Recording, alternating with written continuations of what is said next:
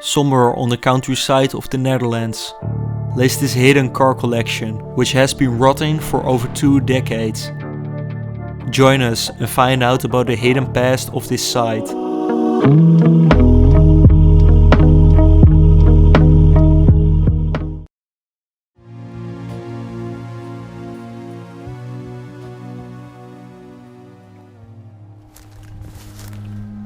Finding an entrance to the garage was, due to the extensive collapses, a piece of cake. Before we knew it, we came across the first classic cars. Here we also were just shocked of just the amount of old cars rotting away.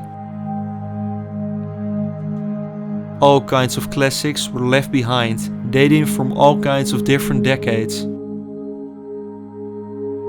But one really stood out for me, and that was this old Pontiac, which I'm guessing is a Catalina.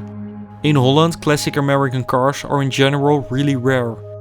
With this first section, we also began to question what the story was of this place and when exactly this place was abandoned. So let's try to find clues of what happened here. Gewoon tv-gids. Ja, 1975. 75. Wat er allemaal op tv komt. Hier heb je Nederland 1. Nederland 2.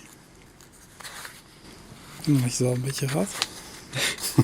The guide dated all the way back to 1975. Yeah.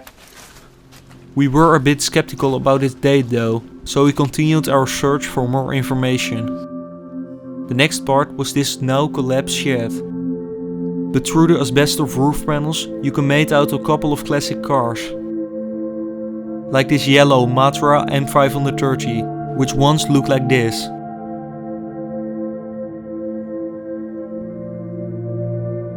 But okay, next to the collapsed shed, the original house was located,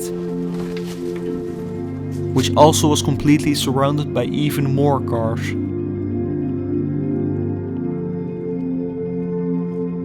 These cars were a bit more modern though. Here we also came across something really interesting.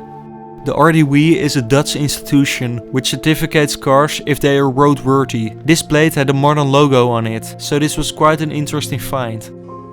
But let's move on into the old house.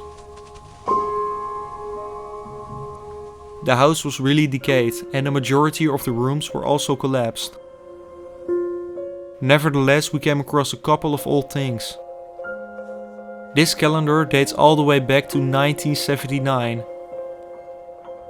So could it really be true that this place is abandoned for such a long time?